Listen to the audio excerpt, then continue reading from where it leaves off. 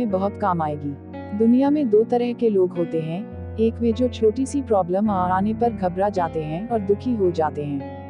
दूसरे वह लोग होते हैं, चाहे कितनी भी बड़ी मुश्किलें उनकी जिंदगी में आ जाए लेकिन वह हमेशा खुश रहते हैं। हर प्रॉब्लम में अपने आप को संभाल लेते हैं। एक वे जो जिनके पास सब कुछ होते हुए भी लेकिन फिर भी वह हमेशा दुखी दिखते हैं। आपको हमेशा वे दुखी ही मिलेंगे। और दूसरे वे जिनके पास कुछ हो या ना हो लेकिन वह आपको हमेशा खुश दिखते हुए मिलते हैं, मुस्कुराते हुए मिलते हैं। आज हम ऐसे ही एक मोटिवेशनल स्टोरी इन हिंदी के बारे में बात करेंगे। यह कहानी ऐसी है कि आपके जीवन में हजारों मुश्किलें या बड़ी परेशानियां क्यों ना आ जाए, लेकिन यह कहानी आपको हर मुश्किल में रहना और मुस्कुराना सिखा देगी। एक फकीर एक देश की यात्रा पर निकला। जब रास्ते में रात हो गई तो वे एक व्यक्ति घर रुक गया। उस व्यक्ति का नाम था आनंद। आनंद ने उस फकीर की खूब सेवा की और दूसरे दिन आनंद ने फकीर को उपहार देकर विदा किया। वह फकीर आनंद की सेवा से बहुत खुश हो गया और दुआएं देने लगा कि हे भगवान, आनंद को हमेशा खुश रखना और वह हमेशा दिन प्रतिदिन आगे बढ़ता ही रहे। इस बात पर आनंद हंसने लगा और फकीर से आनंद बोला, हे फकीर, जो है वह भी अब नहीं रहने वाला।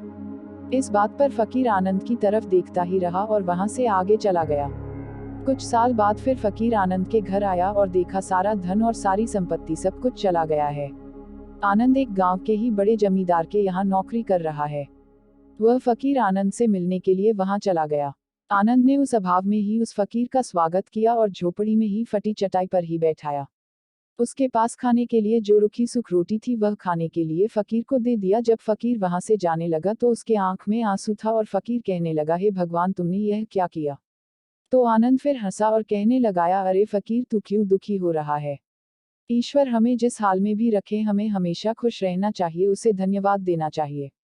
समय सदा बदलता रहता है और इतना ही नहीं, यह भी नहीं रहने वाला है। इस पर फकीर सोचने लगा कि मैं तो केवल वेश से ही फकीर हूँ, लेकिन सच्चा फकीर तो तुम हो आनंद। कुछ साल बाद फकीर फिर से यात्रा पर निकला और आनंद से मिला और देखा तो देखता ही रह गया, क्योंकि